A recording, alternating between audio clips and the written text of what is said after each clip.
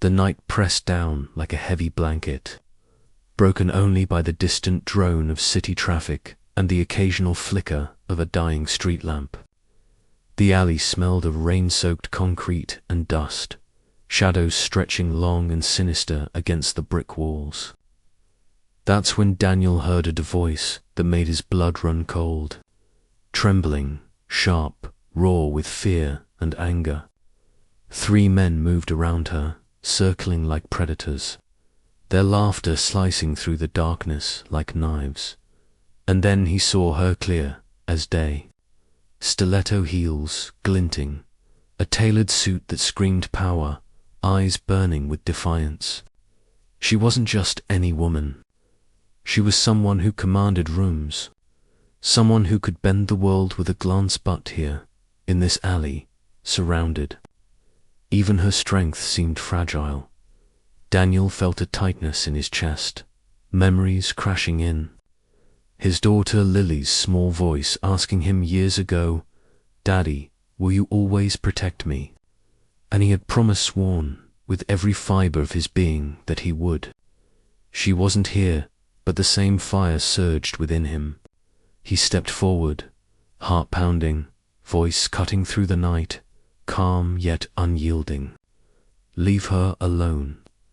If this story already has your heart racing, hit that like button, share your thoughts in the comments, and subscribe to Whispers of Kindness.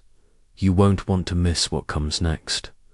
The 3 men spun around, eyes narrowing, teeth bared at the stranger who dared to step in. Daniel wasn't tall enough to scare them with size, nor wealthy enough to flash cash and walk away. He was just a man, worn jeans, calloused hands, tired eyes. But those eyes carried storms. You don't know who you're messing with. One of the men spat under the flickering streetlight, a cruel sneer twisting his face. Daniel didn't flinch. "I don't need to know," he said, voice steady, laced with steel. "I said leave her alone." The woman, breathless yet unbowed, studied him. Who was this man? Nothing about him screamed hero, yet his stance, unwavering and fierce, told her he wouldn't walk away, not until she was safe. Then the first punch landed, hard and fast. Daniel staggered but didn't fall. Life had hit him harder, losing his wife, raising Lily alone, long days and longer nights that left his back screaming. Pain was no stranger. Pain was a language he spoke fluently, and he fought. The alley erupted into a storm of fists, grunts, and heavy breaths. Daniel wasn't trained, but he was relentless, shoving, striking not for glory, not for revenge, but for something far greater, safety, dignity. The silent promise he had made to his little girl years ago. By the time it was over, the 3 men stumbled away, cursing, clutching bruises, disappearing into the shadows like cowards. Silence fell, broken only by the woman's uneven breaths. Daniel turned to her, expecting relief, maybe gratitude. But her first words hit him like a thunderclap. Her words hit Daniel like a splash of cold water. "Do you even know what you've done?" Her tone was sharp, almost angry. Daniel blinked, stunned. That wasn't the relief or thanks he'd imagined. "I kept them from hurting you," he said, frowning. She straightened her jacket, eyes blazing with a fire that didn't dim even after the chaos. "Those men," she said, her voice low but cutting, "they work for my company. I'm already battling a harassment case against them. If they limp back and spin this story, I could lose everything." Daniel felt his stomach twist. He hadn't thought of that.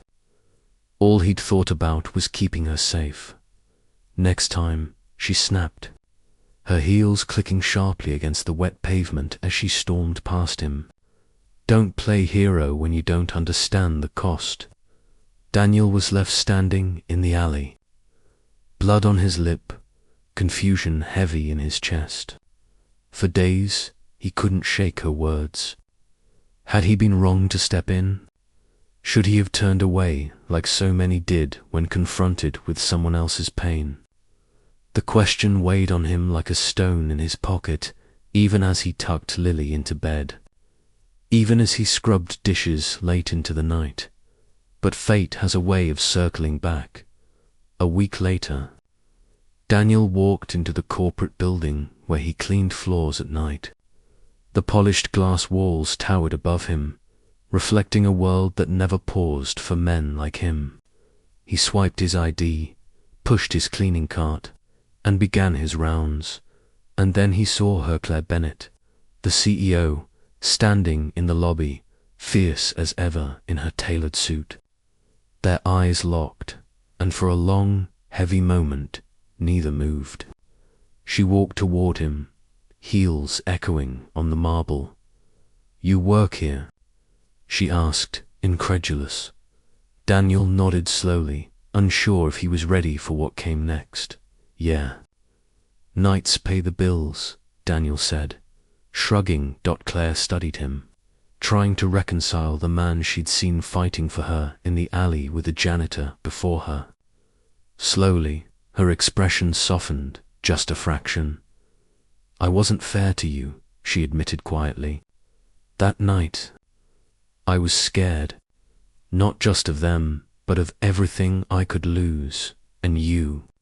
You reminded me of something I'd forgotten." "What's that?" Daniel asked.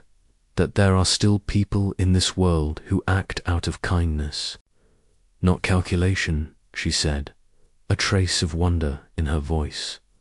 From that moment, their paths began to intertwine in ways neither expected. She invited him for coffee, wanting to know the man who had nothing, yet risked everything. He shared stories of Lily, of loss, of a life that had knocked him down but never broken him. And for the first time in years, Claire felt something stir inside her, respect deeper than any she had ever known in her. Boardrooms or battles, but the challenges weren't over. The harassment case exploded in the media, twisting the truth, dragging Claire's name through mud. The three men lied, spun tales painting her as unstable. It was a storm threatening to destroy everything she'd built. Daniel could have stayed in the background, just a janitor with no stake in her fight. But he didn't. He stepped forward again, not with fists, but with truth. He testified in court, risking his job, his reputation, standing firm about what he had seen that night. The courtroom was tense, cameras flashing, whispers hissing like snakes. Claire's heart pounded in her chest as Daniel's voice rang out simple, honest, unshakable. She didn't deserve what they tried to do. No woman does. I couldn't walk away. Not as a father, not as a man. Those words turned the tide. The verdict cleared Claire's name, exposing the men for who they truly were. Justice had been served. Outside the courthouse, the sun broke through the clouds, bathing the city in warm light. Claire stood beside Daniel, her voice softer than ever. "Daniel, I never properly thanked you." He smiled, weary but warm. "You just did." For the first time, Claire saw beyond his worn clothes and tired eyes. She saw a man who carried love like armor, who fought not for glory, but for humanity. And in that moment, everything about the world seemed a little brighter.